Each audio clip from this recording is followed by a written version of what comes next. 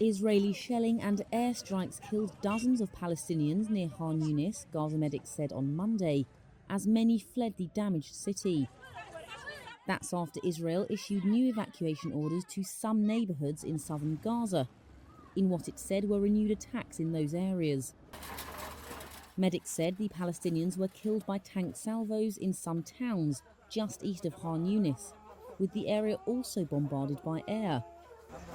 The Gaza Health Ministry said the dead included several women and children, and that dozens of others had been injured by Israeli fire.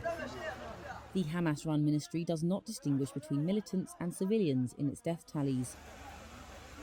Outside of Khan Younis' Nasser hospital, prayers were held for victims of the strikes. Medical staff there said that the situation at the medical facility, where a large number of casualties were being treated, was, quote, out of control. Ayman al-Kawaji, whose sister was killed, branded it a, quote, massacre of civilians, and said many were asleep when the attacks happened. Palestinian officials said 400,000 people are living in the targeted areas, adding that those asked to evacuate were not given time to leave before the Israeli strikes began. Some families fled on donkey carts, others on foot carrying mattresses and other belongings. Jabbatha Bet is among them. We demand the countries of the world and the leaders of the world to look at us in a humanitarian state and see the situation that we are in. We are displaced 3 times a week. We are now displaced under iron and fire. We are being targeted while we are being displaced, and there is also no transportation. The financial situation is difficult. We have no money to travel, to go and return. Our situation is difficult.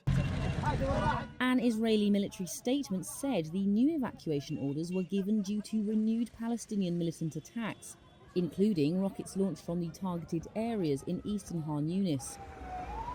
The military added that to facilitate the evacuations, it was adjusting the boundaries of a humanitarian zone in Al-Mawasi to keep civilians away from areas of combat with Hamas-led Palestinian militants.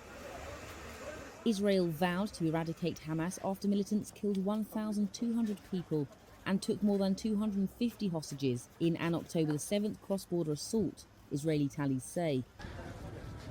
Gaza health authorities said the death toll among Palestinians in Israel's retaliatory offensive had exceeded 39,000 as of Monday. Ceasefire efforts remain at an impasse after 9 months of war.